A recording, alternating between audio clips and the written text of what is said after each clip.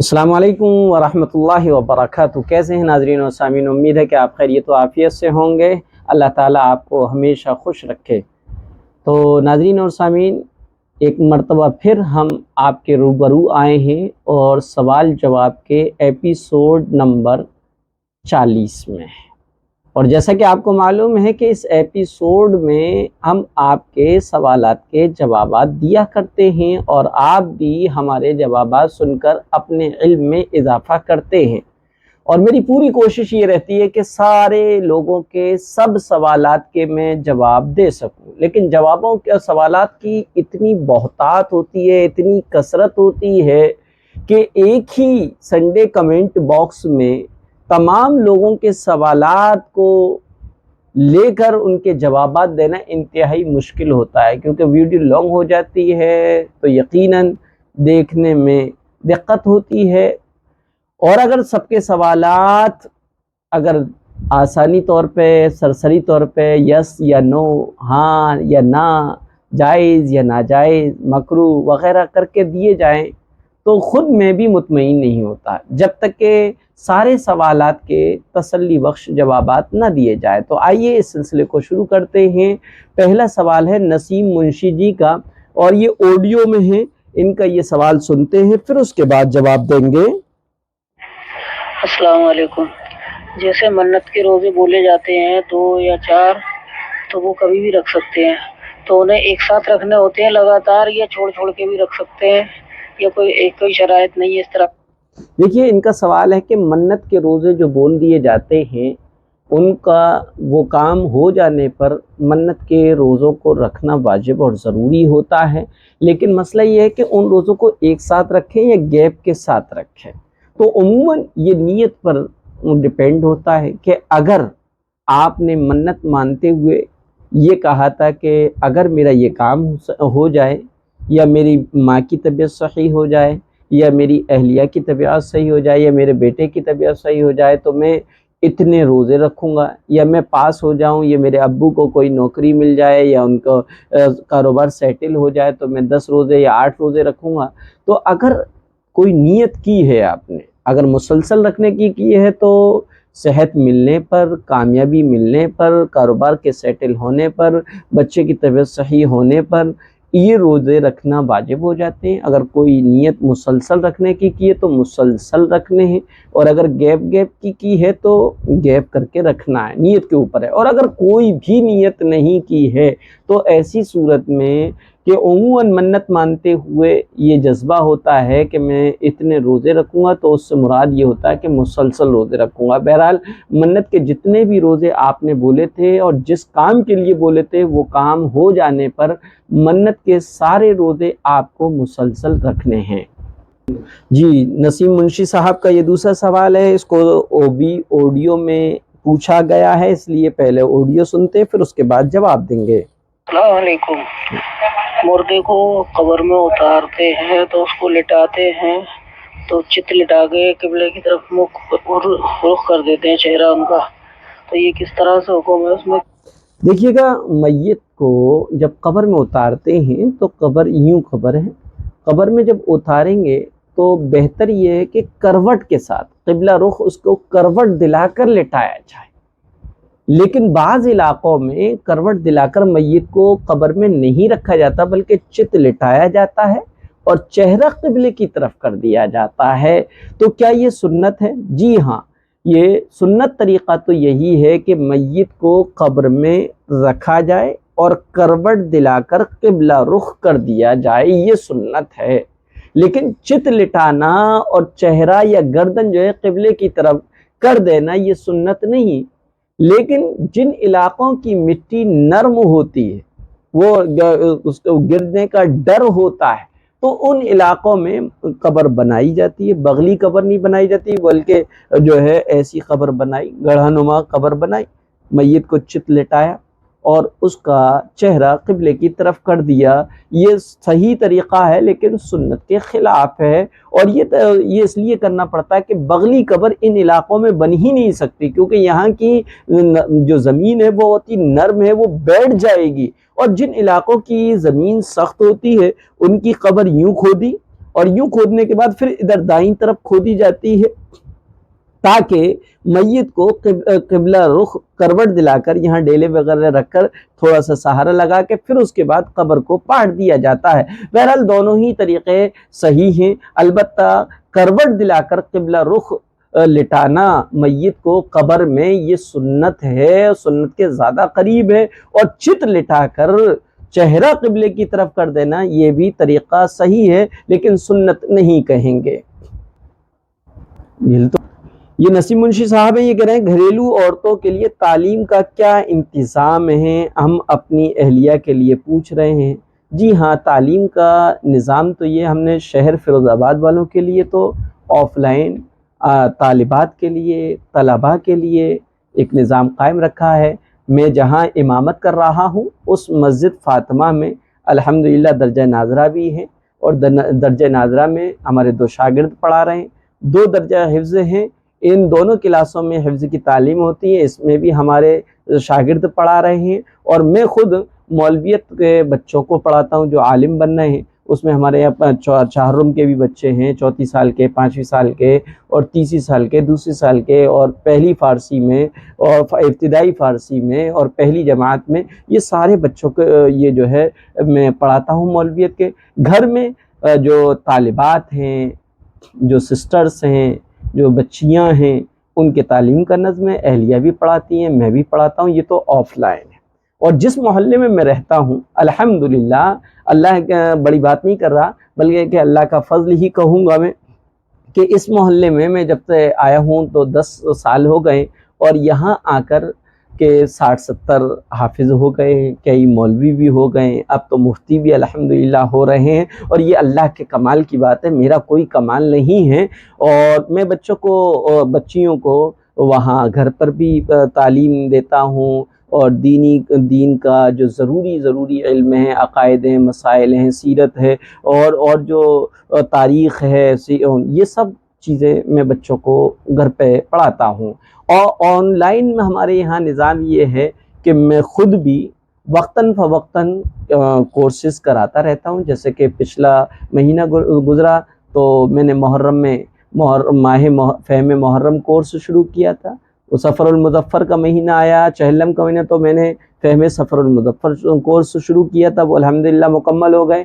اب چونکہ ربیع الاول اور 11ویں یعنی ربیع الثانی کا مہینہ چلنا لگا ہے، ان مہینوں میں میری کلاس چل رہی ہے سیرت النبی کورس سے۔ نبی کی راہ کیا ہے، وہ جو کورسز ہیں وہ کورسز ہیں نبی کی راہ نجات، نبی کی زندگی، حیات نبی، راہ نجات کے عنوان سے یہ کورس چل رہا ہے۔ اور اس کے علاوہ یہ ویڈیو کا سوال جواب کا سلسلہ تو چلتا ہی رہتا ہے، لیکن اسی کے ساتھ ساتھ الحمدللہ میری جو آن لائن شاگردائیں ہیں، جن کو تقریباً 1 سال سے وہ مجھ سے جڑی ہوئی ہیں، انہوں نے کافی سارا مجھ سے پڑھا ہوا ہے، 3 منتھ ہے، 6 منتھ ہے، انہوں نے تفسیر پڑھی ہے، انہوں نے سیرت پڑھی ہے، مسائل پڑھے ہیں، تاریخ پڑھے ہیں، عقائد پڑھے ہیں، بہت سارا کچھ پڑھا ہے۔ وہ بچیاں الحمدللہ، وہ میری بہنیں آن لائن کلاسیں لے رہی ہیں۔ ایک بیچ میں جو ہے 3 منتھ کورس ہے، اس میں بیسک دینیات کے بارے میں بتایا جاتا ہے، اس میں اونلی فور وومین ہے اور سسٹرس ہے، یعنی خواتین ہی کے لیے ہے، جس میں 3 منتھ کورس میں 3 لوگ پڑھا رہے ہیں، اور وہ ویکلی 3 کلاسیں ہیں۔ اسی طرح 6 منتھ کورس چل رہا ہے مومنہ کورس سے، مومنہ کورس ہے، اس کورس میں جو ہیں وہ بھی ہماری ایک شاگردہ ہی پڑھا رہی ہیں، یہ بھی ویکلی 3 کلاسیں ہوتی ہیں، ان کی ٹائمنگ ہوتی ہے، جو لوگ جوائن ہونا چاہیں وہ جوائن ہو سکتے ہیں، اس کے لیے کوئی خرچہ نہیں ہے، کوئی فیس نہیں ہے، صرف اور صرف اللہ کی رضا کے لیے یہ کام شروع کیا ہے۔ آپ لوگ اگر جوائن ہونا چاہتے ہیں تو میرے واٹس ایپ پر میسج کریں، میں آپ کو گروپ میں جوائن کر لوں گا۔ یہ زینت شیخ ہیں، یہ ہماری شاگردہ ہیں، ان کے بھائی ہیں، وہ کچھ پوچھ رہے ہیں، کیا پوچھ رہے ہیں آڈیو میں ہے، پہلے ان کو آڈیو سنتے ہیں پھر اس کے بعد جواب دیتے ہیں۔ السلام علیکم ورحمۃ اللہ وبرکاتہ۔ مفتی صاحب، ایک میرا سوال تھا کہ نماز کے وقت جو موریوں کو موڑ کر نماز پڑھی جاتی ہے ٹخنوں سے اوپر کر کر، یہ جائز ہے یا غلط ہے؟ دیکھیے گا، کپڑے فولڈ کرنا، آستین ہو یا پینٹ کی نیچے سے موہری ہو، فولڈ کی جائے، بلا ضرورت کے فولڈ کر کے کپڑے نماز پڑھنا مکروہ ہے. جیسے یہ آستین ہے، اس کو فولڈ کر لیا جائے اس طریقے سے اور اس طریقے سے نماز پڑھی جائے تو یہ مکروہ ہے، یہ مکروہ ہے. اور اگر آپ کی آستین بہت بڑی ہے تو آپ اس کو فولڈ کر لیں اور فولڈ کرنے کے بعد نماز پڑھیں تو نماز بلا کراہت آپ کی درست ہے، جائز ہے. اور اسی طریقے سے ٹخنوں کا مسئلہ آیا کہ مرد حضرات اپنا پینٹ ہے، لوور ہے، جینس ہے، عموماً یہ ہماری نااہلی کی بات ہے کہ پیارے آقا حضرت محمد صلی اللہ علیہ وسلم نے جس کا حکم بڑی تاکید سے دیا گیا ہو ہم اس کو اگنور کرتے چلے جائیں. پیارے آقا حضرت محمد صلی اللہ علیہ وسلم نے بڑی تاکید سے فرمایا جس کا پاجامہ یا پینٹ یا لنگی مرد کا ٹخنوں کے نیچے ہو اس کو چاہیے کہ وہ اپنی بکنگ دوزخ میں کرا لے، اپنا ٹھکانہ دوزخ میں بنا لے. اتنی سخت ترین وعید کے بعد یہ ہماری نااہلی ہے کہ ہمارا جو نیچے کا جو لباس ہے، چاہے وہ لوور ہو، چاہے پینٹ ہو، پاجامہ ہو، لنگی ہو، کچھ بھی ہوتا وہ ٹخنوں سے نیچے ہے. اور عموماً یہ جو ہے ایسا مرض ہے کہ اگر اونچا کرنے کے لیے کہا جائے تو نہیں کرتے ہیں لوگ باگ. اگر کرتے بھی ہیں تو صرف چند وہ حضرات جو اس کو سمجھتے ہیں وہ نماز کے ٹائم پہ فولڈ کر لیتے ہیں، موہری اوپر کر لی، ٹخنوں سے اوپر کر لیا، نماز ہونے کے بعد مسجد سے نکلتے وقت جو ہے پینٹ کو اور جینس کو لور کو کی موہری کو جو فولڈ کی تھی وہ صحیح کر لی اور پھر نکل گئے. اس لیے اس سلسلے میں بہت لوگ پوچھتے بھی ہیں. اچھا پھر علماء میں کیا ہوا؟ دو گروپ ہو گئے، دو گٹ ہو گئے. ایک نے کہا نہیں موہری اسی طریقے سے رکھو کیونکہ موہری پہن کر اگر موڑ کو اور فولڈ کر کے پڑھو گے تو نماز نہیں ہوگی، حرام ہے، ناجائز ہے، مکروہ ہے. ایک علماء کے گروپ نے یہ کہا کہ کچھ نہیں، پڑھ سکتے ہیں، نماز ہو جائے گی. ٹخنے ڈھکے ہوں تب بھی نماز ہو جائے گی، گناہ ملتا رہے گا. لیکن نماز کی حالت میں اگر ٹخنے سے کوئی کپڑے کو فولڈ کر لے اور ٹخنے سے اونچا کر لے تب بھی نماز ہو جائے گی. تو یہ بات ہوئی ہے. لیکن عام طور پہ اس کو اپنی پہچان کا وہ ذریعہ بنا لینا، پہچان اور شناخت بنا لینا کہ بھائی جو لوگ فولڈ کر کے نماز پڑھتے ہیں وہ فلاں مسلک سے تعلق رکھتے ہیں، جو فولڈ کر کے نماز نہیں پڑھتے ہیں وہ فلاں مسلک سے تعلق رکھتے ہیں. مسئلہ یہی ہے کہ اگر آپ نے فولڈ کر کے نماز کوئی بھی کپڑا بلا ضرورت فولڈ کر کے نماز پڑھ لی تو نماز آپ کی مکروہ ہوگی. اور ضرورت کے وقت آپ نے فولڈ کرا، جیسے کہ ضرورت ہوتی ہے، آستین بھی کا شیپ جو ہے درزی نے فولڈ کیا ہوا ہوتا ہے، کالر بھی فولڈ کیا ہوا ہوتا ہے، ہمارے ہر کپڑے میں کہیں نہ کہیں فولڈ ہوا ہوتا ہے. ایک تو درزی کرتا ہے، ایک یہ ہم خود کریں. جیسا کہ وہ شکل ہے کہ ہمارا لباس نیچے کا پینٹ، لوور، پاجامہ، لنگی جو بھی ہے ٹخنے سے نیچے ہے تو ہم نماز کے ٹائم پر اس کو اوپر سے تو کر نہیں پاتے کیونکہ اوپر سے گیپ کم ہوتا ہے، اور نیچے سے ہی موہری کو موڑ لیں اور نماز پڑھ لیں تو یہ عمل صحیح ہے، بالکل صحیح ہے، نماز ہو جائے گی. اس میں کوئی کراہت نہیں، کوئی ثواب میں کمی نہیں آئے گی.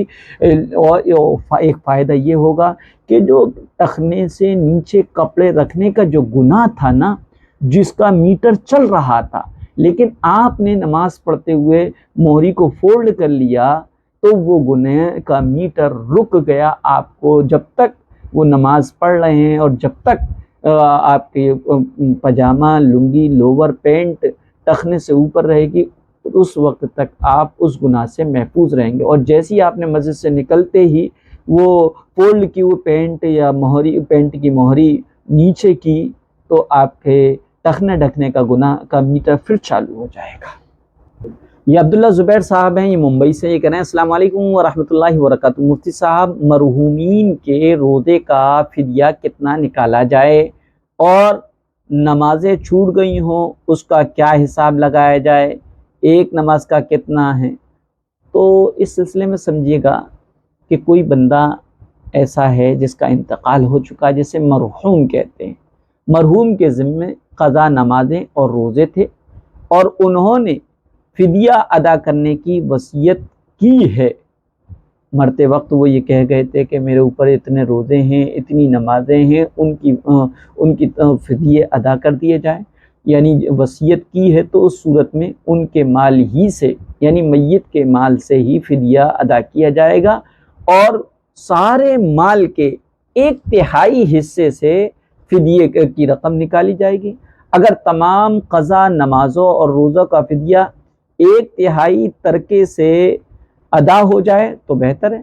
اگر مکمل ادا نہ ہو تو بقیہ نمازوں اور روزوں کا فدیہ وارثوں کے لیے اور رشتہ داروں کے ذمہ لازم نہیں ہوگا۔ ہاں اگر وارث رشتہ دار وہ بطور احسان، بطور تبرع مرحوم کی بقیہ فوت شدہ چھوٹی ہوئی نمازوں اور روزوں کی طرف سے فدیہ دینا چاہیں تو یہ ان کی طرف سے احسان ہوگا۔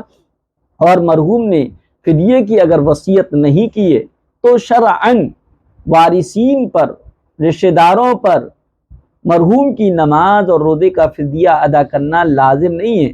البتہ رشتہ دار اور ورثہ از خود آپسی رضامندی سے یا کوئی ایک اپنی جانب سے ان کی نماز اور روزوں کا فدیہ ادا کر دیں تو امید یہ ہے کہ اللہ تبارک و تعالی مرحوم یا مرحومہ کی جس کے روزے اور نمازوں کا فدیہ دیا گیا ہے آخرت میں اس سے باز پرس نہیں ہوگی اور اللہ کی باز پرس سے وہ بچ جائیں گے۔ ایک روزے اور ایک نماز کا فدیہ ایک صدقہ فطر کے برابر ہے، اور روزانہ وطر کی نماز کے ساتھ 6 نمازیں جوڑی جائیں گی تو ایک دن کی نمازوں کے فدیے بھی 6 ہوئے، اور ایک صدقہ فطر تقریباً 1.25 کلو گیہوں یا اس کا آٹا یا اس کی موجودہ قیمت ہے۔ فدیے کا کس کو دیا جائے؟ فدیہ وہی انہی کو دیا جائے گا جن کو زکوٰۃ دی جا سکتی ہے، یعنی مسلمان فقیر جو سید اور ہاشمی نہ ہو اور صاحب نصاب بھی نہ ہو، لہذا ورثہ ان کی نماز اور روزوں کا اندازہ اور حساب لگا کر فدیہ ادا کرنا چاہیں تو اس طریقے سے وہ فدیہ ادا کر سکتے ہیں۔ لیکن یاد رکھا جائے کہ اگر کسی کا کوئی روزہ چھوٹ جائے اور وہ زندگی میں اس کی قضا نہیں کر سکتا یا قضا نہیں کر سکا، اس کو زندگی نے اتنی مہلت نہیں دی ہے، تو مرنے کے بعد اس کی طرف سے فدیہ دینے سے اس کے ذمے سے فرض ساقط ہو جائے گا۔ یعنی مرحومین کی قضا نمازوں اور قضا روزوں کا اگر رشتہ دار اور وارثین فدیہ دے دیں گے اپنی طرف سے تو انشاءاللہ العزیز اور مرحوم کے ذمے سے فرض ساقط ہو جائے گا، جیسے کہ حدیث شریف میں آتا ہے کہ اللہ کے رسول صلی اللہ علیہ وسلم نے فرمایا جس شخص کا انتقال ہو جائے اور اس کے ذمے رمضان کے روزے ہوں تو اس کی طرف سے ہر روزے کے بدلے ایک مسکین کو کھانا کھلانا چاہیے۔ البتہ نماز کے فدیے سے متعلق شریعت میں صریح کوئی قرآن اور حدیث کی دلیل موجود نہیں ہے، بلکہ روزے سے متعلق جو احادیث ہیں انہی پر فقہا نے نماز کے فدیے کو قیاس کیا ہے۔ بہرحال یاد رکھنا چاہیے کوئی آدمی دوسرے آدمی کی طرف سے قضا نمازیں ادا نہیں کر سکتا اور نہ ہی روزے رکھ سکتا ہے۔ یعنی کسی مرحوم آدمی کے ذمے اگر قضا نمازیں یا روزے ہیں، ان کا کوئی رشتہ دار زندہ رشتہ دار یہ چاہے کہ میں اپنی مرحوم یا مرحومہ رشتہ دار کی قضا روزے یا قضا نمازیں ادا کر لوں تو ادا نہیں کر سکتا، نہ روزے قضا ادا کر سکتا نہ نمازیں ادا کر سکتا۔ اگر کسی نے ایسا کیا تو یہ سارے نماز اور سارے روزے ادا نہیں ہوں گے، چاہے دوسرا آدمی زندہ ہو یا فوت ہو چکا ہو۔ ایک نماز کا یا ایک روزے کا فدیہ ایک صدقہ فطر کے برابر، جیسا ابھی آپ کو میں نے بتایا، اور روزانہ وطر کے ساتھ 6 نمازیں، تو ایک دن کی نمازوں کے 6 فدیے ہوں گے، اور ایک صدقہ فطر تقریباً 1.25 کلو گیہوں یا اس کی قیمت ہے۔ وارثین پر میت کا فدیہ ادا کرنا ضروری نہیں ہے، اگر وہ خود اسے ادا کریں تو ان کا احسان ہوگا۔ ہاں اگر میت نے اس کی وصیت کی ہے تو اس کے تہائی مال سے فدیے کی وصیت کو پورا کرنا وارثین پر واجب اور ضروری ہوگا، اور اگر 1/3 ترکے میں سے تمام قضا نمازوں یا روزوں کا فدیہ ادا ہو جائے تو بہتر ہے، ورنہ جتنی قضا نمازوں یا روزوں کا فدیہ ادا ہو جائے وہ ادا کیا جائے۔ وارثین پر 1/3 سے زیادہ ترکے سے فدیہ ادا کرنا واجب نہیں ہوگا۔ جی یہ چینل پہ ہیں ایم قریشی، انہوں نے ایک سوال کیا ہے، مفتی صاحب میرا سوال یہ، کیا عورت پر بھی زکوٰۃ فرض ہے؟ ہم جو گھر میں گولڈ کی ایئر رنگ، نوز پن پہنے رکھتے ہیں اس کی بھی زکوٰۃ ہے، یا بیوی بچت کر کے کچھ پیسے جمع کر لے اپنے پاس تو کیا اس کی بھی زکوٰۃ دینی ہوگی؟ اور زکوٰۃ کس کو دے سکتے ہیں؟ تھوڑا تفصیل سے سمجھاتے ہیں۔ دیکھیے گا، عورت کے زیورات پر زکوٰۃ ہے، چاہے وہ زیورات استعمالی ہوں چاہے وہ رکھے ہوئے ہوں۔ روزانہ جو زیورات جو کانوں میں، ناک میں، گلے میں، ہاتھوں میں، پاؤں میں پہنے جاتے ہیں، گولڈ کے ہوں یا چاندی کے ہوں، یا پھر کبھی کبھی فنکشنوں میں پہنے جاتے ہوں، یا کہیں ساس کے پاس رکھے ہوں یا لاکر میں رکھے ہوں، بہر صورت عورتوں کے استعمالی زیورات چاہے وہ روزانہ استعمال کرتی ہوں یا کبھی کبھی استعمال کرتی ہوں، اگر وہ نصاب کے بقدر ہیں تو ان پر زکوٰۃ واجب ہے۔ اور وہ زکوٰۃ کیا ہے؟ نصاب کے مکمل ہونے پر ہے۔ جس کے پاس 52.5 تولہ چاندی اور 7.5 تولہ سونا ہے، یا مکمل کوئی ایک نصاب نہیں ہے لیکن سونا، گولڈ اور چاندی اور کیش کو ملا کر 52.5 تولہ چاندی کے بقدر قیمت ہو رہی ہے، اور سال بھی مکمل گزر چکا ہے، اور کسی طرح کے جو بھی جس کا دینداری ہے، قرضے وغیرہ ہیں، وہ سب نکال کر 52.5 تولہ چاندی کی جو مالیت ہے اس مال کے اعتبار سے پیسہ یا یہ سب سامان اتنی مالیت کا ہے تو زکوٰۃ واجب ہوگی، اور زکوٰۃ عورت کو خود ادا کرنی ہے۔ اگر کوئی کسی عورت کا شوہر از خود اپنی رضامندی سے اپنی بیوی کے زیورات کی زکوٰۃ نکالنا چاہے تو نکال سکتا ہے، زکوٰۃ ادا ہو جائے گی، لیکن شوہر پر اپنی بیوی کے زیورات کی زکوٰۃ نکالنا واجب اور ضروری نہیں ہے۔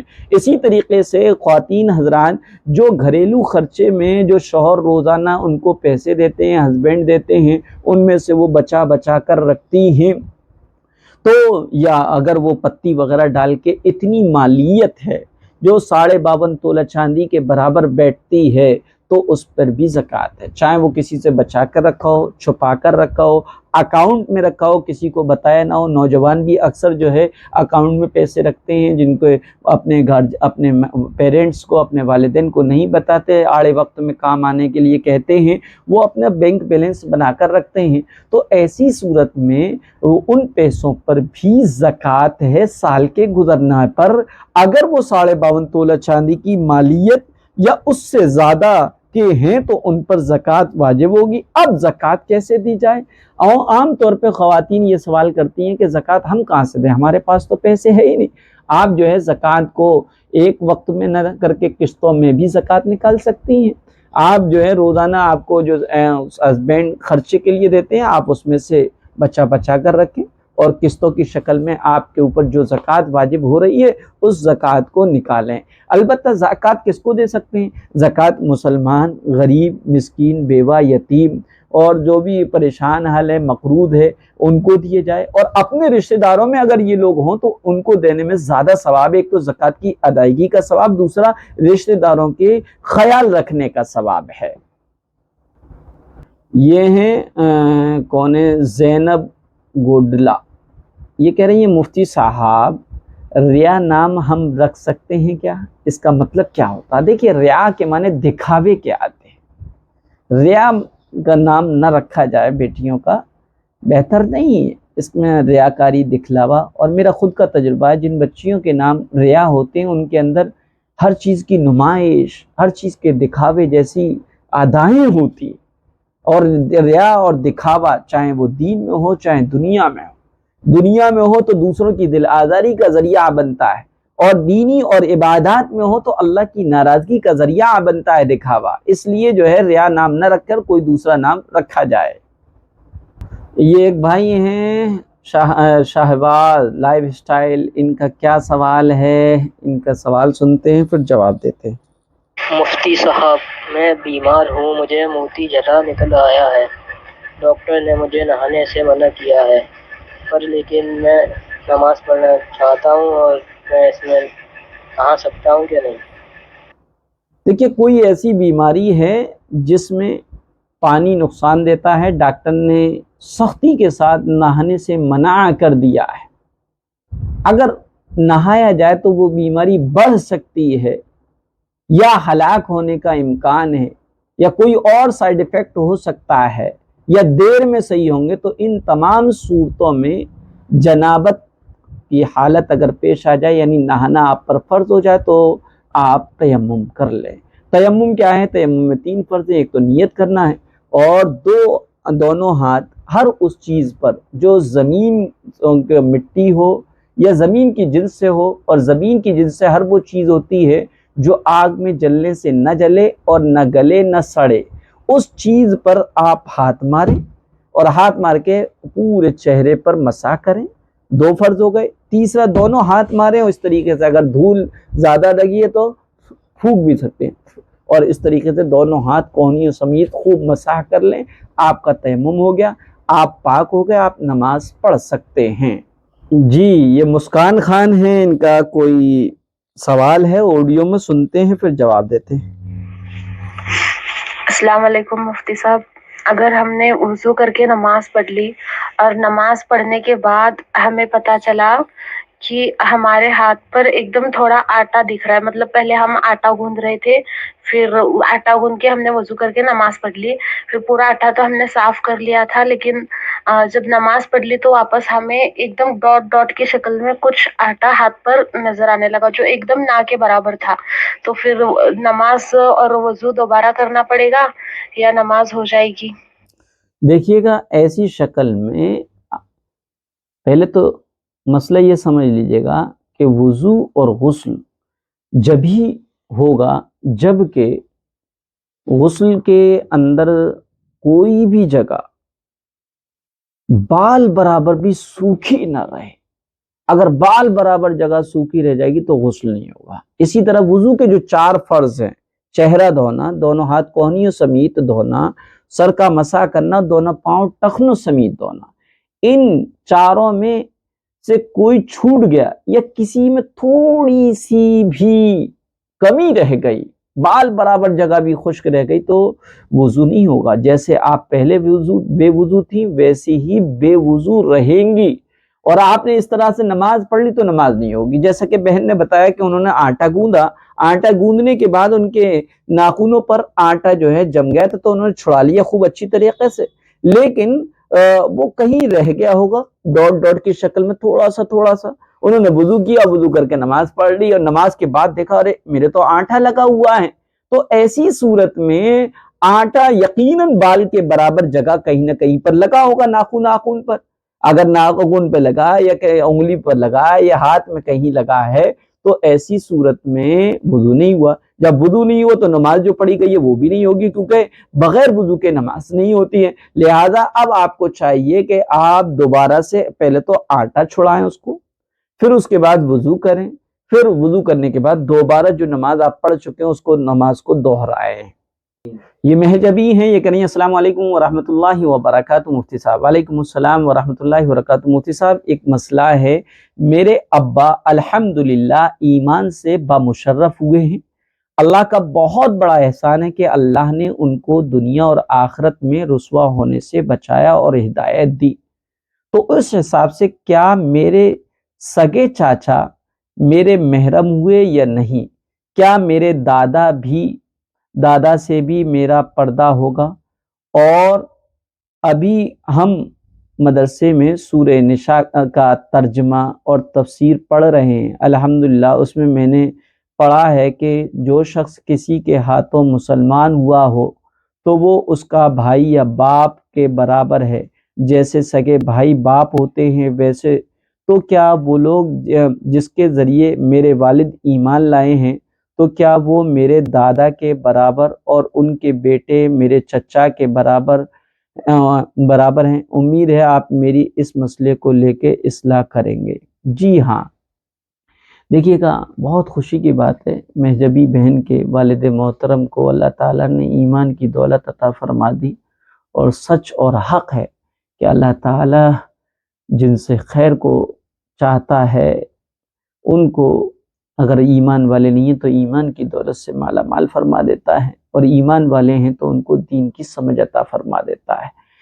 ان کے والد محترم جو ہے ایمان لے آئے ہیں، اور دنیا و آخرت میں اللہ تعالیٰ نے ان کو سرخ روئی عطا فرمائی ہے، لہذا جن لوگوں کے ذریعے سے وہ ایمان لائے ہیں وہ آپ کے لیے مہجبی بہن اجنبی ہی رہیں گے۔ جس نے بھی آپ کو یہ مسئلہ بتایا اس نے غلط مسئلہ بتایا کہ کسی کے ہاتھوں مسلمان ہو جائیں تو وہ اس کا بھائی یا باپ کے برابر ہو جاتا ہے، ایسا کچھ بھی نہیں۔ اجنبی اجنبی ہی رہتا ہے۔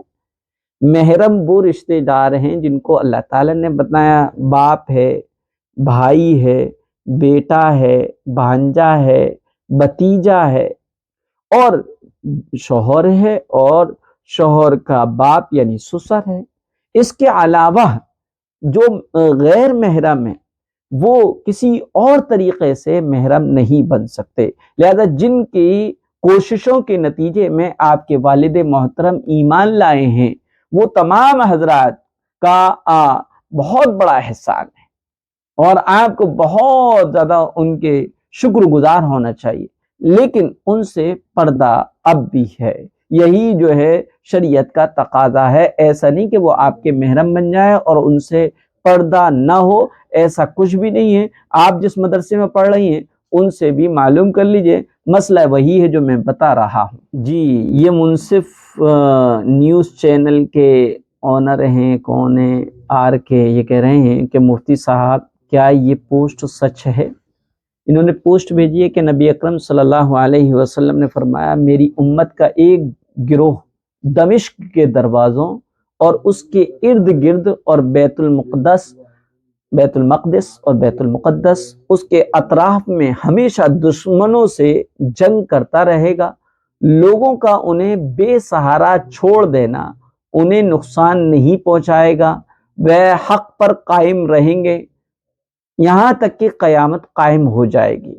یہ کیا ہے، مجموع الزوائد میں ہے، باب ما جاء فی الشام اس کے بارے میں ہے۔ تو یہ پوچھ رہے ہیں یہ صحیح ہے؟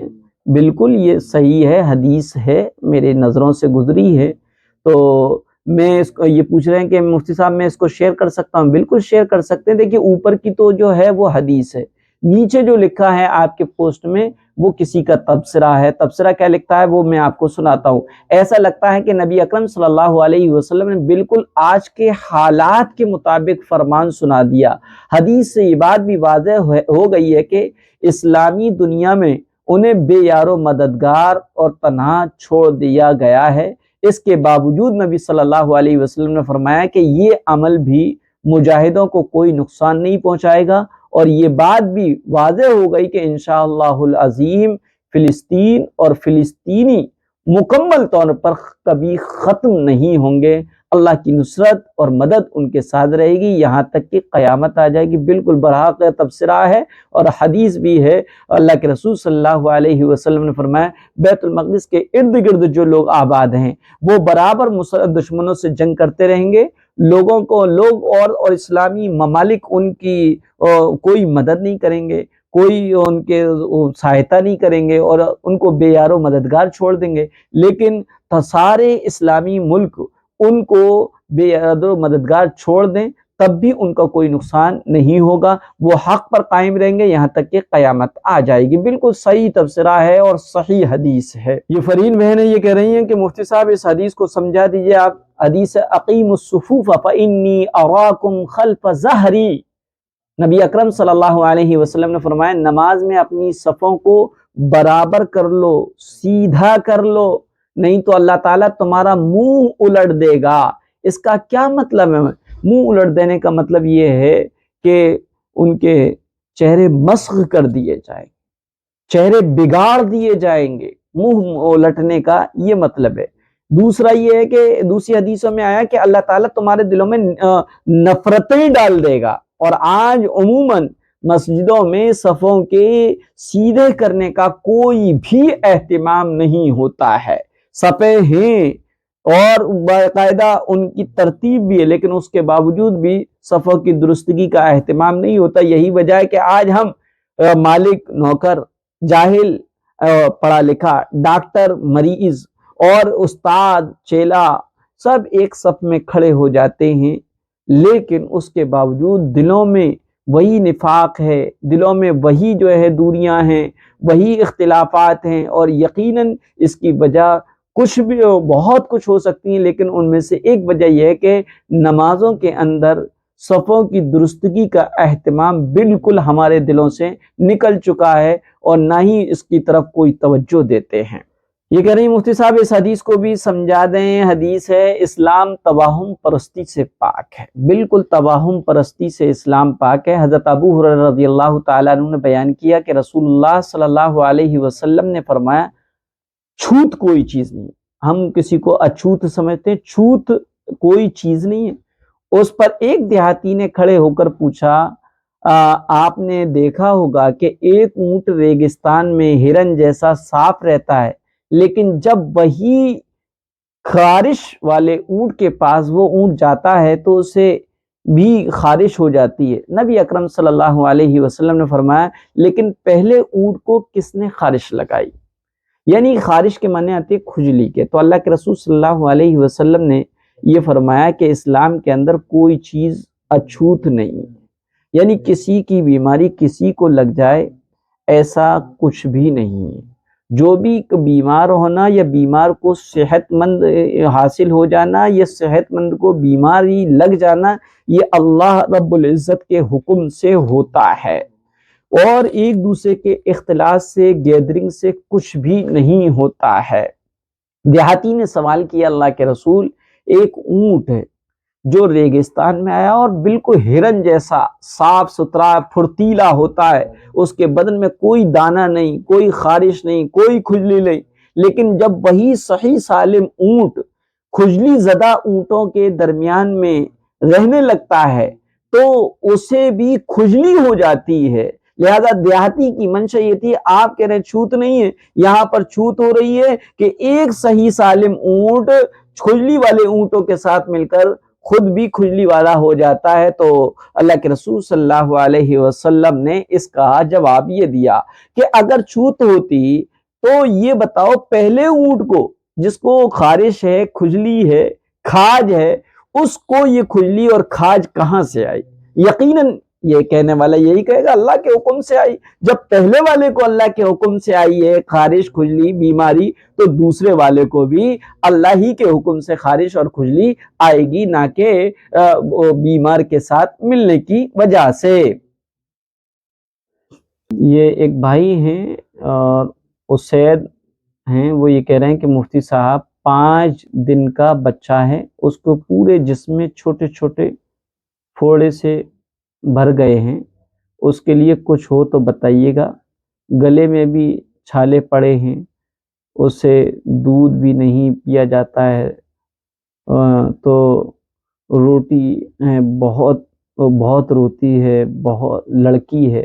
ویسے دوائی تو لے آئے ہیں لیکن کوئی دوسرا علاج ہو تو بھی بتا دیجیے گا۔ بہتر یہ ہے کہ بچے کو پانی دیا جائے یا جو دوائی دی جائے اس دوائی میں 7 مرتبہ سورہ فاتحہ پڑھ کر دم کر دی جائے۔ انشاءاللہ العزیز اللہ کی ذات پہ بھروسہ کر کے اور یقین کامل کر کے یہ عمل کیا جائے، اللہ تعالیٰ اس بچے کو صحت عطا فرما دے گا اور اس کے چھالے اور خارش ختم ہو جائے گی۔ جی یہ پاکستان سے ہیں عبداللہ قریشی صاحب، یہ کہہ رہے ہیں کیا بلی کو ایسا انجیکشن لگانا جائز ہے جس سے اس کے بچے ہونا بند ہو جائیں؟ جی ہاں، لوگ جو بلی پالتے ہیں کچھ لوگ تو اس کا کاروبار کرنے لگتے ہیں۔ اگر بلی ان کی اچھی نسل کی ہے، اس کی آنکھیں بلوری ہیں یا بہترین قسم کی بلیاں آ رہی ہیں، لوگ بیچتے بھی ہیں۔ جو لوگ بلی بیچتے ہیں وہ تو یہ چاہتے ہیں کہ بلی جلدی جلدی بچے دے، لہٰذا وہ بھی صحیح ہے۔ لیکن جو بلی کو شوقیہ پالتے ہیں اور کاروبار ان کا منشا نہیں ہوتا ہے تو وہ ایک ہی پالنا چاہتے ہیں، ایک سے زائد بلیاں جو ہو جاتی ہیں وہ صرف سر دردی کا کام کرتی ہیں، یہاں وہاں ان کو سنبھالنا مشکل ہو جاتا ہے۔ تو اگر کوئی بلی ایسی ہے اور اس کو ایسا انجیکشن لگوا دیا جائے جس سے اس کے بچے نہ ہوں، اور اس کو کوئی بظاہر اس بلی کو اس انجیکشن کے لگنے کی وجہ سے نہ کوئی تکلیف ہو نہ کوئی ضرر ہو، تو ایسی صورت میں اس بلی کو ایسا انجیکشن لگوایا جا سکتا ہے جس سے اس کے بچے نہ ہوں۔ یہ شادان ہیں نوئیڈا سے، یہ کہہ رہے ہیں السلام علیکم مفتی صاحب۔ وعلیکم السلام۔ ایصال ثواب کے لیے قرآن کا ترتیب سے پڑھا ہوا ہونا ضروری ہے کیا؟ مثلا ایصال ثواب کے لیے قرآن کے سپارے بانٹے جاتے ہیں کہ آپ یہ والا پڑھ لو، آپ یہ والا۔ ایک شکل یہ بھی ہے کہ سب کو بتا دیا جاتا ہے کہ ایصال ثواب کے لیے کچھ پڑھ لو، پھر سب سے پوچھ لو کہ کس نے کون سا پارہ پڑھا ہے اور اس کو کیلکولیٹ کر کے بخش دو۔ دیکھیں ایصال ثواب پورے قرآن کا ضروری نہیں، ایک آیت، ایک سورت، 2 سورت، 5 سورت، جس نے جو پڑھا ہوتا ہے وہ اس کو پڑھ کر دل میں یہ نیت کر لے، اے اللہ اس کو قبول فرما اور اس کا ثواب جو مجھے ملا ہے وہ تمام مومنین اور مومنات، مسلمین اور مسلمات کو، مرحوم اور زندہ، ان سب کو پہنچا۔ یہ ایصال ثواب ہو گیا۔ اس کے لیے پارے بانٹنا اور سب کو اکٹھا کرنا اور اس کو لازمی سمجھنا، یہ دین میں زیادتی ہے۔ یہ شادان ہیں نوئیڈا سے، یہ کہہ رہے ہیں السلام علیکم مفتی صاحب۔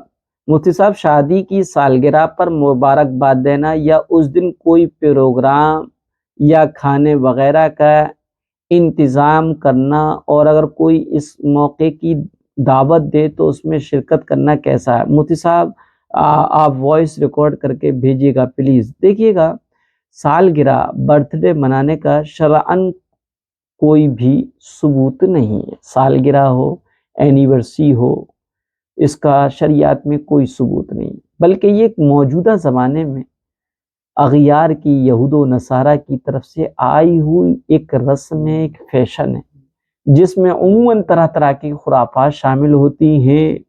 لہذا اگر سالگرہ کے موقع پر غیروں کی نقل اور یہود و نصارہ کے کلچر پر عمل کرنا مقصود نہ ہو، بغیر اس جیسی ڈیکوریٹ، بغیر اس جیسا لباس کے اس کو کر لیا جائے، یا موم بتی وغیرہ جو لگتی ہیں وہ نہ لگائی جائیں، کیک نہ کاٹا جائے، موسیقی نہ ہو، اور مرد و زن کا اور لیڈیز اور جینٹس کی مخلوط محفلیں نہ ہوں، گیدرنگ نہ ہو، تصویر کشی نہ ہو، ویڈیوگرافی نہ ہو، تو اس میں منانے میں شرعاً کوئی حرج نہیں ہے۔ لیکن اگر جو ہے غیروں کی جو اینیورسری ہیں، جو سالگرہیں ہیں، برتھ ڈے ہیں، جس میں بہت ساری خرافات شامل ہوتی ہیں، تو اس میں مخصوص لباس بھی پہنا جاتا ہے، موم بتیاں لگائی جاتی ہیں، اور جوکر ٹائپ کے بن جاتے ہیں بچے، کیک بھی کاٹا جاتا ہے، ڈانس بھی ہوتا ہے، میوزک بھی ہوتی ہے، اور لیڈیز اور جینٹس عورتوں کی مخلوط محفلیں بھی ہوتی ہیں، شراب کباب بھی ہوتا ہے، تصویر بھی ہوتی ہیں، ویڈیو بھی ہوتی ہے۔ تو اس طرح مروجہ طریقے پر سالگرہ یا اینیورسری منانا شرعاً ناجائز ہے۔ ہاں اگر اس طرح کے خرافات نہ ہو اور نہ ہی کفار کی مشابہت مقصود ہو، بلکہ گھر والے اس مقصد کے لیے اس دن کو یاد رکھیں، اللہ کے حضور اس بات کا شکر ادا کریں کہ اللہ تعالیٰ نے ہمارے رشتے کو عافیت اور صحت کے ساتھ اور ایک دوسرے کی حقوق کی ادائیگی کے ساتھ، ہماری زندگی کا 1 سال مکمل ہو گیا، ہماری کیا ہے ازدواجی زندگی کو 1 سال پورا ہو گیا، یا اگر برتھ ڈے ہے تو اللہ کے رب العزت کے حضور میں اس بات کا شکر ہو کہ اللہ تعالیٰ نے عافیت اور صحت اور عبادات کی توفیق کے ساتھ زندگی کا 1 سال مکمل فرمایا ہے، اور اس کے لیے کیا ہے گناہوں سے، ایک دوسرے پر زیادتی کرنے سے کیا ہے ہمیں بچایا ہے۔ تو ایسی تقریب رکھ لی جائے جس میں کوئی گناہ نہ ہو، کوئی خرافات نہ ہو، تو اس کی کوئی گنجائش ہے، لیکن احتیاط پھر بھی کر لینا چاہیے۔ اور رہا یہ کہ اینیورسری کی یا برتھ ڈے کی مبارکباد دینی ہو تو غیروں کی مشابہت سے بچتے ہوئے، اگر پیدائش کے دن ہو تو یوں دعا دے دی جائے کہ اللہ تعالیٰ آپ کی عمر میں برکت دے، اور اگر کیا ہے اینیورسری کی موقع پر ہو تو یہ دعا کر دی جائے کہ اللہ تعالیٰ آپ میں دونوں میں ہمیشہ محبت قائم و دائم رکھے، اللہ تعالیٰ آپ دونوں کو اسی طریقے سے ایک دوسرے کے حقوق کی ادائیگی کے ساتھ، ایک دوسرے کے خیالات کے ساتھ زندگی گزارنا آسان فرمائے، اور آپ کے ذریعے سے خاندانوں میں الفت اور محبتیں پیدا فرمائے۔ اس طریقے سے مبارکباد دی جا سکتی ہے، لیکن اینیورسری اور برتھ ڈے کو جو جس طریقے سے مروجہ طریقے پر منائے جاتے ہیں اس سے اللہ کے واسطے بچا جائے، اور کیونکہ اللہ کے رسول صلی اللہ علیہ وسلم کی 11 بیویاں تھیں، اور آپ نے کوئی بھی ایسا کام نہیں کیا اینیورسری کے نام پر، نہ برتھ ڈے کے نام پر، اور نہ ہی صحابہ نے، نہ تابعین نے، نہ تبع تابعین نے، نہ بزرگان دین نے، اس لیے ایسے عمل سے بالکل بچ جانا چاہیے۔ یہ چھوٹو صاحب ہے، ان کا نام عرفان ہے، لیکن ان کا کوئی سوال ہے وہ ہے آڈیو میں، سنتے ہیں پھر جواب دیں گے۔ السلام علیکم سے آپ جیسے منہ میں گٹکا ہو تو جنازے کو کندھا دے سکتے ہیں کہ نہیں؟ دیکھیے ان کے منہ میں اگر گٹکا یا کسی کے بھی منہ میں گٹکا ہے اور جنازہ آپ کے سامنے سے جا رہا ہے اور آپ جنازے میں کندھا دینا چاہ رہے ہیں تو ایسی صورت میں جو ہے اس کو کندھا دے سکتے ہیں، گٹکے کو تھوکنے کی ضرورت نہیں، کیونکہ کندھا دینے کے لیے پاک ہونا یا منہ کا گٹکے یا تمباکو سے خالی ہونا ضروری نہیں۔ آپ کو 5 روپے کا گٹکا بگاڑنے کی ضرورت نہیں ہے، آپ گٹکا منہ میں پڑے ہی رہیں اور جو ہے کندھا دے سکتے ہیں، کوئی گناہ نہیں۔ لیکن بہتر یہ ہے کہ چونکہ فکر آخرت ہے، جنازہ لے کر جا رہے ہیں اور آپ بھی آج کاندھا دے رہے ہیں، کل آپ کو بھی کوئی کاندھا دے کر قبرستان پہنچائے گا، تو یہ فکر آخرت کے مرحلہ ہوتا ہے، اور فکر آخرت جب ہی آئے گی جب کہ منہ سے گٹکے کو تھوکا جائے اور فکر دل میں آخرت کے، موت کے اور موت کے بعد کی زندگی کے حالات کو سوچا جائے۔ جی یہ ایک بھائی ہیں، یہ کہہ رہے ہیں السلام علیکم ورحمۃ اللہ وبرکاتہ، بینک سے لون لینا کیسا ہے مفتی صاحب، جائز ہے یا حرام؟ دیکھیے کہ بینک سے سودی قرض اور لون لینا بلا ضرورت جائز نہیں ہے، حرام ہے، کیونکہ اللہ کے رسول صلی اللہ علیہ وسلم نے فرمایا سود لینے والا، سود دینے والا، سود کا گواہ بننے والا، سود اور بیاج کو لکھنے والا سب گناہگار ہے۔ اور سود اور بیاج کی جو نحوست ہے وہ کس قدر سخت ترین ہے، اس کو سمجھنے کے لیے آپ سود اور بیاج کی جو وعید آئی ہے، سود اور بیاج کے کھانے پر جو وعید پیارے آقا حضرت محمد صلی اللہ علیہ وسلم نے ارشاد فرمائی ہے، اس کو سن کر آپ اندازہ لگا سکتے ہیں۔ خنزیر کھانا، زنا کرنا اور چیزیں ہیں، یہ سب حرام ہے، لیکن زنا، جوا، شراب، ان سب کی جو ہے یہ صریح حرام ہے، لیکن ان کی وعیدوں میں بہت ساری آئی ہیں کہ جنتی جو ہے، جنت شرابی جو ہے جنت کی خوشبو بھی نہیں پائے گا، زانی زنا جب کرتا ہے تو اس کا ایمان اس کے دل سے نکال لیا جاتا ہے، اور جوا کھیلنے والا بھی سخت گناہ کا بارے میں۔ لیکن سود اور بیاج کے کھانے والے کے بارے میں فرمایا جس نے سود اور بیاج کا 1 روپیہ بھی کھایا تو گویا کہ اس نے اپنی ماں سے 70 مرتبہ منہ کالا کیا۔ لہٰذا اس قدر سخت ترین وعید ہے سود اور بیاج کی، تو سود اور بیاج سے تو مکمل بچنا چاہیے، اور بینک سے لون لینا بھی سود اور بیاج کے زمرے میں آتا ہے، کیونکہ تمام بینکنگ جو سسٹم ہے وہ سود اور بیاج پہ ہی ڈیپینڈ ہے، اس لیے بینک سے سودی قرض یا لون لینا جائز نہیں ہے۔ یہ منشی عظیم صاحب ہیں اور بیچارے بہت ہی تحقیقی مزاج رکھتے ہیں، آئے دن کچھ پوچھنے بھی آتے ہیں، لیکن اتفاق یہ ہے کہ سوشل میڈیا کے ذریعے سے بھی آپ یہ پوچھ رہے ہیں۔ انہوں نے ایک پوسٹ بھیجی ہے اور آپ اس کو دیکھیں، پھر اس کے بعد میں بتاؤں گا کیا پوچھا ہے انہوں نے۔ یہ آپ جو کڑا دیکھ رہے ہیں، پتھر میں نصب اور گڑا ہوا جو کڑا ہے، یہ کڑا اور یہ کہاں پر نصب ہے؟ یہ بیت المقدس کی دیوار ہے، اور اس دیوار میں یہ لوہے کا کڑا نصب ہے، اور اس پر یہ لکھا گیا کہ ہمارے نبی صلی اللہ علیہ وسلم کو معراج پر لے جانے والی سواری براق کو ہمارے نبی نے یہیں پر باندھا تھا۔ اب یہ جگہ جو دے رکھی ہے یقینی طور پہ یہ وہی جگہ ہے، یہ تو نہیں بتایا جا سکتا، لیکن بیت المقدس میں وہ نشانات موجود ہیں جہاں پر پیارے آقا حضرت محمد صلی اللہ علیہ وسلم کی معراج کی سواری براق کو باندھا گیا تھا، لیکن کیا یہ وہی جگہ ہے؟ یہ پوسٹ میں والی جگہ کو یقین کے ساتھ نہیں کہہ سکتے، اور اگر یہ ہے بھی تو یہ کڑا جو ہے بعد کا لگایا ہوا ہے، پہلے کا لگایا ہوا نہیں ہے۔ وہ جگہ کی تصویر میرے سامنے سے گزری ہے، اس میں پتھر میں سوراخ تھا، اور اس طریقے سے براق کو وہاں پر باندھ دیا گیا تھا۔ یہ سائمہ چودھری ہیں، انہوں نے کہا ہے مفتی صاحب اتحیات سے پہلے دعا کیسے مانگیں؟ دعا تو نماز مکمل کرنے کے بعد مانگتے ہیں نا۔ یہ ویڈیو طارق جمیل صاحب کی ہے، وہ کہہ رہے ہیں کہ اتحیات کے وقت جو ہے سب سے بہتر ہے وہ دعا کی قبولیت کا وقت، تو یہ سمجھا دیجئے۔ تو دیکھیے ویڈیو سنتے ہیں، پھر اس کے بعد میں آپ کو بتاتا ہوں۔ دعا کا سب سے بہترین جو وقت ہے وہ اتحیات کا آخر ہے۔ سلام پھیرنے کے بعد ایسا جیسے لائن کٹ جائے، ایک مثال ہے، ورنہ اللہ کے ساتھ لائن کٹتی کوئی نہیں۔ یہ نماز کے اندر بندہ اور رب بالکل ہم کلام ہو رہتے ہیں۔ حمدنی عبدی، اثنا علی عبدی، مجدنی عبدی، اللہ اور بندے کی آپس میں بات ہو رہی ہوتی ہے۔ تو سلام پھیرنے سے پہلے جو ہم دعا مانگتے ہیں وہ زیادہ طاقتور ہے اس دعا سے جو سلام پھیرنے کے بعد مانگی جائے۔ تو جتنی دعائیں آپ کو یاد ہیں ان کو آپ سلام پھیرنے سے پہلے مانگنے کی عادت بنائیں، 1 ہو، 2 ہو، 3 ہو۔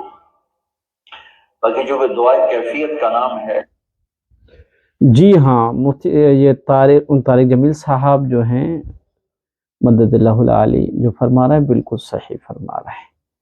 ہم اور آپ دعائیں تو مانگتے ہیں لیکن اپنی زبان میں مانگتے ہیں۔ سب سے پہلے تو آپ حدیث میں آئی ہوئی پیارے آقا حضرت محمد صلی اللہ علیہ وسلم کے زبان مبارک سے نکلی ہوئی دعائیں جن کو اللہ تعالیٰ کے یہاں قبولیت کا درجہ اور مقام حاصل ہو چکا ہے، ان دعاؤں کے ذریعے سے ہم دعا نہیں مانگتے۔ اس کی وجہ یہ ہے کہ ہمارے پاس وہ دعائیں یاد ہی نہیں ہیں، معلوم ہی نہیں ہیں۔ اگر معلوم ہو جاتی ہیں تو یاد نہیں ہوتی ہیں۔ ہم زیادہ سے زیادہ مانگتے ہیں تو اپنی زبان میں مانگتے ہیں، اور وہ جو مانگ سکتے ہیں وہ نماز کے بعد سلام پھیرنے کے بعد آپ مانگ سکتے ہیں اپنی زبان میں۔ لیکن اصل جو دعا کا جو وقت ہے واقعی ہر نماز، نفل ہو، سنت ہو، واجب ہو اور فرض ہو، تہجد ہو، کوئی بھی نماز ہو، اس کے آخری قاعدے میں اتحیات پڑھنے کے بعد جو درود شریف پڑھتے ہیں، اور درود شریف کے بعد جو دعائیں پڑھی جاتی ہیں، کوئی ربنا آتینا پڑھتا ہے، کوئی اللہم انی ظلمت نفسی ظلما کثیرا ولا یغفر الذنوب پڑھتا ہے، کوئی دونوں ہی پڑھتا ہے۔ تو یہ وہ جگہ ہے قبولیت دعا کی کہ یہاں پر آپ دعا مانگیں، لیکن اس کے لیے شرط یہ کہ آپ دعا اس میں اپنی زبان میں نہیں مانگ سکتے۔ حدیث اور قرآن میں آئی ہوئی تمام دعائیں مانگ سکتے ہیں۔ قرآن کریم میں 40 ربنا ہیں، 40 ربنا کے ذریعے سے جو دعائیں ہیں وہ دعائیں اس میں مانگ سکتے ہیں۔ احادیث میں آئی ہوئی دعائیں وہ اس میں مانگ سکتے ہیں۔ کیوں؟ کیونکہ اللہ تعالیٰ سے کنیکشن جڑا ہوا ہے۔ جب تک آپ نماز میں ہیں اور جو ہے اللہ تعالیٰ سے آپ جڑے ہوئے ہیں، لہٰذا جو طارق جمیل صاحب کہہ رہے ہیں وہ بالکل صحیح ہے، اور وہ مقصد یہ ہے کہ قاعدے اخیرہ میں اتحیات کے بعد درود شریف کا پڑھنا سنت ہے، پھر اس کے بعد دعائے معصورہ پڑھی جائے۔ دعائے معصورہ ان دعاؤں کو کہتے ہیں جو احادیث مبارکہ میں آئی ہیں، پیارے نبی صلی اللہ علیہ وسلم کی زبان سے نکل کر اللہ کے ہاں مقام قبولیت حاصل کر چکی ہیں۔ ان دعاؤں کو دعائے معصورہ کہتے ہیں۔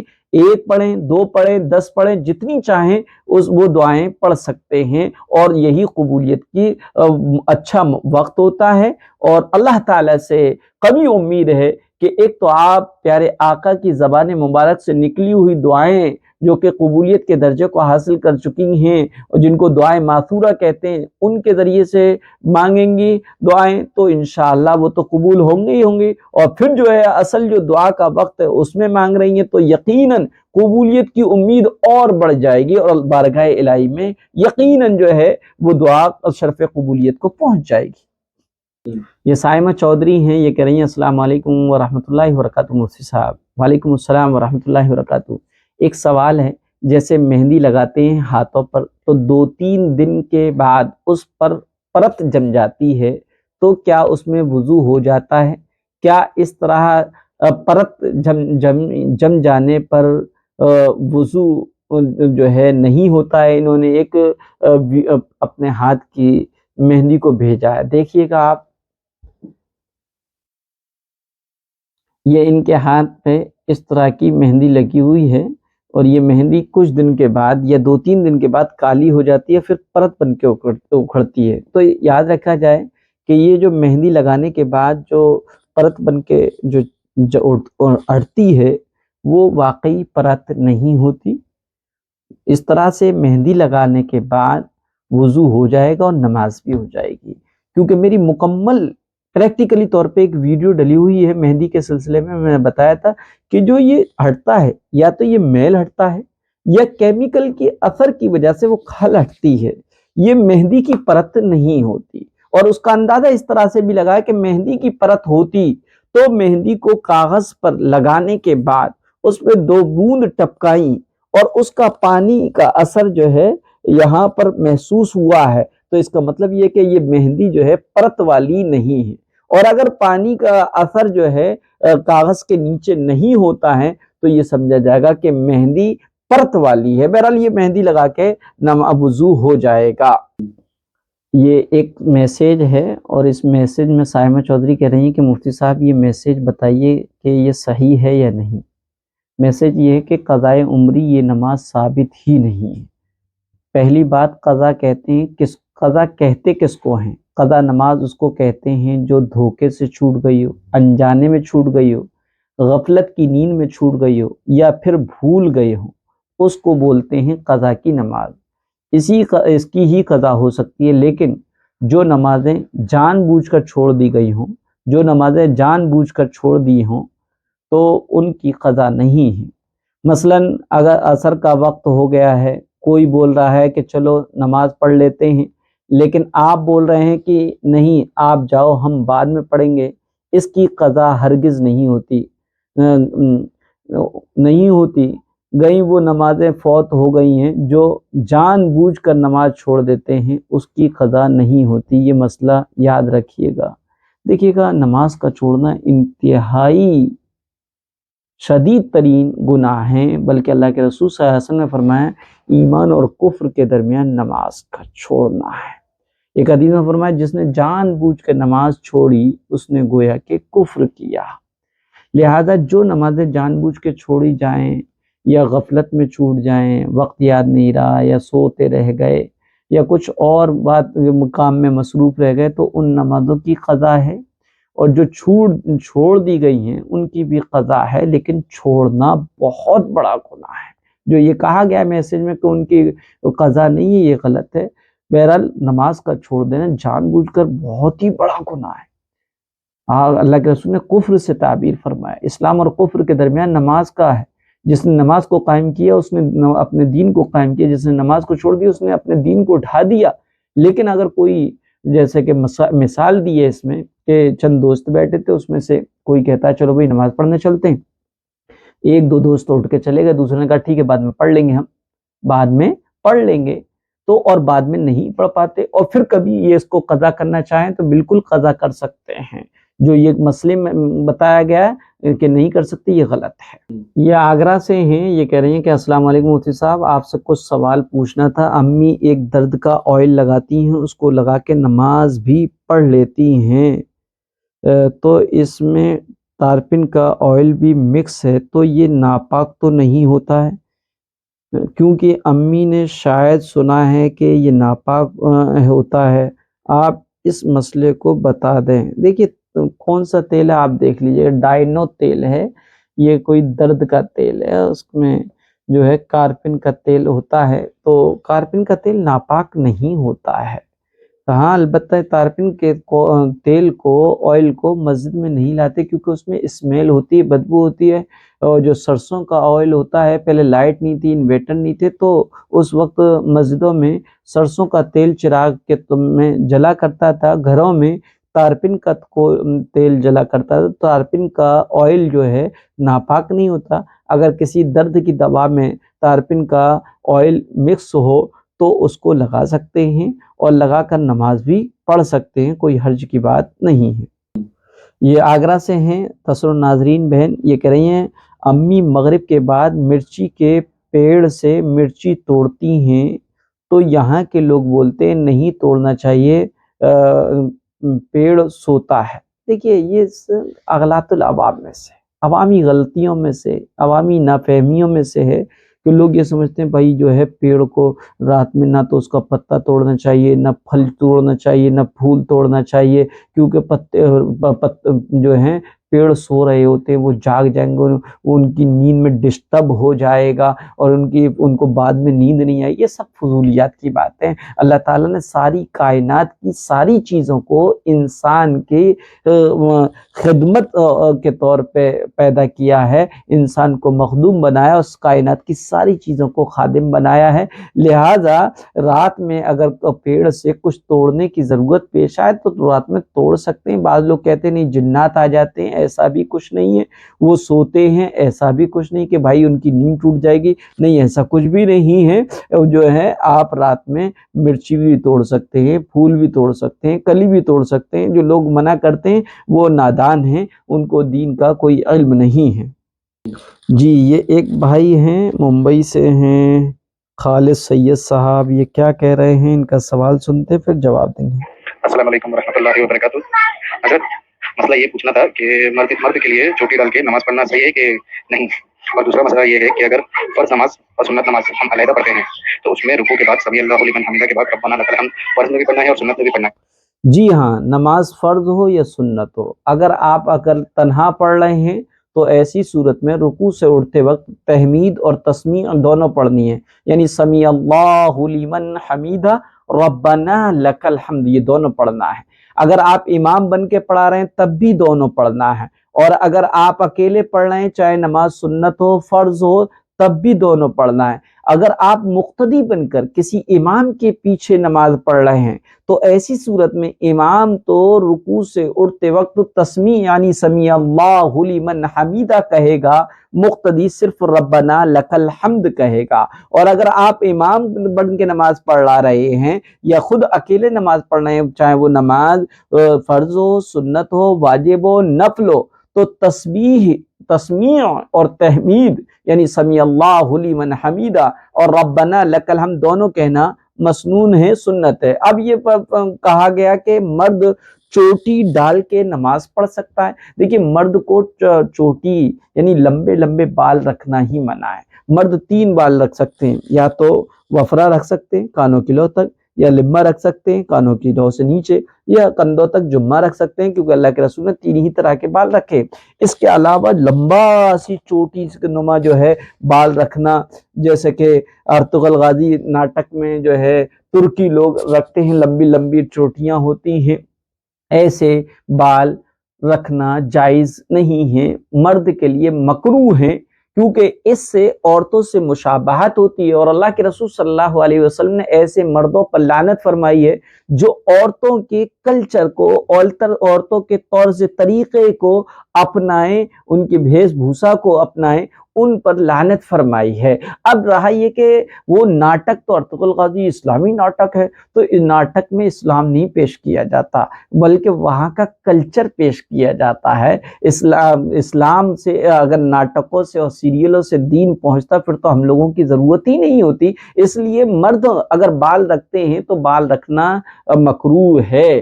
اگر کسی نے لمبے لمبے بال رکھے ہوئے اور نماز پڑھ لی تو نماز ہو جائے گی، اس میں کوئی حرج کی بات نہیں ہے۔ اگر نماز میں جو ہے بال اس کے بندھے ہوئے ہیں تو بھئی مرد ہو یا عورت ہو، نماز کے اندر اگر بال رکھے ہیں اور بالوں کا جوڑا باندھ لیا جائے تو نماز مکروہ ہوتی ہے، کیونکہ پارٹس آف باڈی سب جو ہے جھکے ہوئے ہوتے ہیں، बंधे हुए बालों की शक्ल में वो झुके हुए नहीं होंगे, लिहाजा अगर बाल रखे हुए हैं तो बाल जो हैं खोल कर पड़े। अलबत्ता वैसे तो मर्द के लिए बाल रखना ही मना है, लेकिन अगर किसी ने के बाल रखे हुए और वो नमाज पढ़ता तो नमाज हो जाएगी, नमाज में कोई कराहत नहीं आएगी। जी, इनका खालिद सैयद साहब हैं। इनका दूसरा सवाल है, ऑडियो में क्या है सुनते हैं फिर जवाब देंगे। अस्सलाम वालेकुम वरहमतुल्लाहि वबरकातुहू। मुफ्ती साहब अपने गोश्त से जो फिक्स अमाउंट देकर एक अमाउंट देकर फिक्स में प्रॉफिट उठाता है। मैंने उसको बोला कि मतलब शरीयत में फिक्स अमाउंट पे फिक्स प्रॉफिट उठाना जायज़ नहीं है ना। तो वो बोला कि बोले भाई देखो कोई घर लेता है, घर बनाता है, भाड़े पे देता है, तो मंथली रेंटल उससे लेता है फिक्स में, तो ये भी तो फायदा उठाना हो गया। तो कैसा कैसा क्या इसमें फैसला लिया जाए? देखिएगा, जो लोग पैसा देकर कुछ पैसे लेते हैं, फिक्स लेते हैं, जिसको सूद और ब्याज कहते हैं या इंटरेस्ट कहते हैं, ये इस्लाम में नाजायज़ है, हराम है। अब अगर जो लोग इस काम को करते हैं तो वो एक दलील ये देते हैं कि भाई इसमें हराम क्या है, हम तो पैसा देकर पैसा कमा रहे हैं, पैसा लगाकर पैसा कमा रहे हैं। जिस तरीके से बिजनेस में पैसा लगाकर पैसा कमाते हैं, इसी तरीके से हमने किसी को 50,000 रुपये दिए, मंथली हम उससे 500 रुपये लें, तो इसमें गलत क्या है? तो ये जो दलील है ये शैतानी दलील है, और ये कुफ़ार मक्का ने भी ये दलील दी।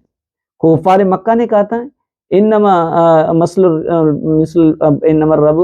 रिबा मिसल बै, के रिबा और सूद और ब्याज तो बै की तरह है। तो उसका जवाब ये था, जो पहला जवाब तो ये कि अहल्लल्लाहुल बै'a व हर्रम रिबा, कि अल्लाह ने सूद को और ब्याज को हराम करार दिया है, पहला। क्योंकि किसी भी चीज़ के हलाल और हराम होने के लिए हमारी थ्योरी और समझदारी और अकल का उसमें दखल नहीं, बल्कि अल्लाह का हुक्म। अल्लाह ने उसको हराम किया, इसलिए वो हराम है।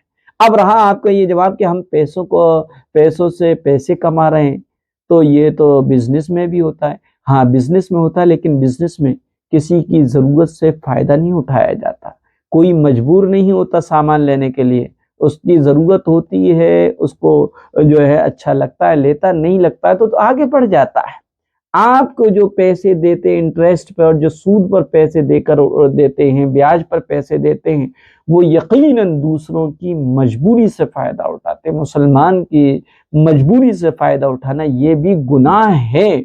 और फिर इस तरीके से तो जो है गरीब गरीब तर होता चला जाता है, अमीर अमीर तर होता चला जाता है। इसलिए पैसों पर पैसे देना, यानी कुछ परसेंटेज पर पैसे देना जायज़ नहीं है, सूद और ब्याज के ज़ुमरे में आता है। ये आप फोटो देखिएगा, ये ब्रेसलेट है, ये ख़वातीन सिस्टर्स और लड़कियां उमूमन हाथों में पहनती हैं। तो ये वसीम माफात बहनें ये पूछ रही हैं, मुफ्ती साहब क्या इसको पहन सकते हैं? इसमें छोटा सा चाकू होता है, इसको किसी की आँख बोलते हैं, पहन सकते हैं नहीं। देखिए, अगर ये किसी गैर कौमों की कॉपी है तो नहीं पहन सकते। और इसको चाकू के इस ब्रेसलेट को इस नियत से पहना जाए कि इससे जो है जिन्नात और भूत प्रेत से, आफत से हिफाजत रहेगी। जैसे कि हमारी माएँ बहनें छोटे छोटे बच्चे होते हैं, उनको लिटाती हैं, उनके पास माचिस रखती हैं, कैंची रखती हैं, छुरी रखती हैं, और ये समझती हैं कि छोटे छोटे बच्चों के पास कैंची होगी, छुरी होगी, चाकू होगा, माचिस होगी, तो शैतान इनके पास नहीं आएगा। अजीब बेवकूफ़ी है।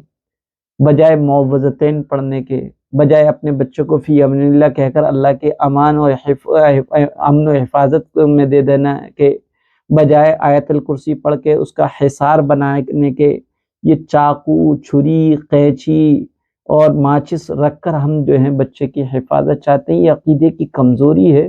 गैरों से इख्तिलात की वजह से ये चीज़ हमारे अंदर भी आ गई है, मुस्लिम माशरे के अंदर भी आ गई है। इसलिए इससे मुकम्मल परहेज़ किया जाए। और इस तरह के ब्रेसलेट में जिसमें चाकू भी है और किसी की आँख भी है, और गैरों का अगर ये की तायीद होती है उनके धर्मी अकायद की, तो फिर ऐसी सूरत में इसको हरगिज़ न पहना जाए। ये फ़ोटो है, ये एक पेड़ है, इसका नाम है एलोवेरा। ये एलोवेरा है, और ये कह रहे हैं कि मुफ्ती साहब इसको घर में उगा सकते हैं या ये दवा के तौर पे काम आता है? बिल्कुल, एलोवेरा को घर में लगा सकते हैं। जो लोग ये कहते हैं कि नहीं एलोवेरा को घर में नहीं लगाना चाहिए, ویرانی آ جاتی ہے، یہ بالکل غلط ہے۔ عقیدے کی کمزوری کی بجائے ایلو ویرا ہو لگا سکتے ہیں۔ اسی طریقے سے بعض لوگ کہتے ہیں کہ انار کا پیڑ گھر میں نہیں لگنا چاہیے کیونکہ انار کے پیڑ پہ جو ہے پریوں کا بسیرا ہوتا ہے، جناتوں کا بسیرا ہوتا ہے۔ یہ سب واہیات باتیں ہیں۔ اب بھائی پیڑ انار کا ہے تو لگا سکتے ہیں کہ، اور یہ ایلو ویرا ہے وہ گھر میں لگا سکتے ہیں، کوئی حرج کی بات نہیں ہے۔ عائشہ یوسف ہیں پاکستان سے، یہ کہہ رہی ہیں مفتی صاحب خواب میں انجیر کا دیکھنا کیسا ہے، کائنڈلی اس کی تعبیر بتا دیجیے گا۔ خواب میں انجیر دیکھنے کی تعبیر مختلف ہیں، اور اس مختلف تعبیروں میں سے ایک یہ کہ اگر خواب کی دیکھنے والی شادی شدہ ہیں تو اس کی تعبیر علیحدہ ہے، اور غیر شادی شدہ ہیں تو اس کی تعبیر علیحدہ ہے۔ خواب میں انجیر کے راز اور خواب میں انجیر دیکھنا بہت جلدی دولت یا حلال طریقے سے بڑی دولت حاصل کرنے کی طرف اشارہ ہوتا ہے۔ اگر کوئی شخص خواب میں انجیر کھاتا ہے اور اس سے لطف اندوز ہوتا ہے خواب میں، تو یہ اس کی تعبیر ہوگی کہ وہ شخص اپنی زندگی کو خوش و خرم سے گزارے گا، اس کے اوپر ایسے حالات آئیں گے کہ بہت ہیپی رہے گا۔ جب کوئی شخص انجیر کو کھاتے ہوئے دیکھتا ہے لیکن اس کا ذائقہ خواب میں اس کو بہت برا لگتا ہے یا وہ انجیر کھانے کے قابل نہیں ہوتا، تو اس بات کی دلیل ہے کہ اس نے ماضی میں کچھ ایسے گناہ اور برے کام کیے ہیں جو اس کے پریزنٹ میں اس کے آگے آ رہے ہیں اور اسے اپنی زندگی سے اور اپنی خوشیوں کو حاصل کرنے سے رکاوٹ بنے ہوئے ہیں۔ تو یہ شخص جو ہے اپنے گناہوں سے توبہ تلافی کرے۔ اور اگر کوئی شخص اپنے گھر والوں کے ساتھ خواب میں انجیر کھاتا ہے تو رشتہ داری کی طرف اشارہ ہے، اس کی تعبیر ہے کہ اس کے درمیان اور اس کے خاندان والوں کے درمیان اس کے تعلقات مضبوط ہوں گے، اپنے خاندان سے وہ مسلسل ملاقاتیں کرتے رہے، اور اگر کسی سے روٹھا پن ہے تو اس کو منا لے، کیونکہ اللہ کے رسول صلی اللہ علیہ وسلم نے فرمایا لا يدخل الجنت قاطعون، رشتے ناتوں کو توڑنے والا جنت میں نہیں جائے گا۔ اسی لیے علامہ ابن سیرین رحمۃ اللہ علیہ نے خواب میں انجیر کا ذکر واضح طور پر نہیں کیا، اس کی بہت ساری چیزیں لکھی ہوئی ہیں، لیکن اگر اکیلی خاتون کے لیے خواب میں انجیر دیکھنا اس بات کی اشارہ ہے کہ کوئی شخص اسے اعلیٰ اخلاق اور اچھی خوبیوں کے ساتھ ملے گا، اس کا لائف پارٹنر بنے گا، جو اسے مستقبل میں اس کے لیے بہترین شوہر ثابت ہوگا، اور اس کی خوشی اور مسرت میں اضافہ ہوگا۔ اور اگر کوئی جو ہے شادی شدہ اگر دیکھتی ہے انجیر کو خواب میں، تو اس کا مطلب یہ کہ اس کے یہاں پر، اس کے ایک شوہر کے یہاں پر خیر و برکت اترنے والی ہے اور بہت زیادہ مال کثیر اس کو حاصل ہوگا۔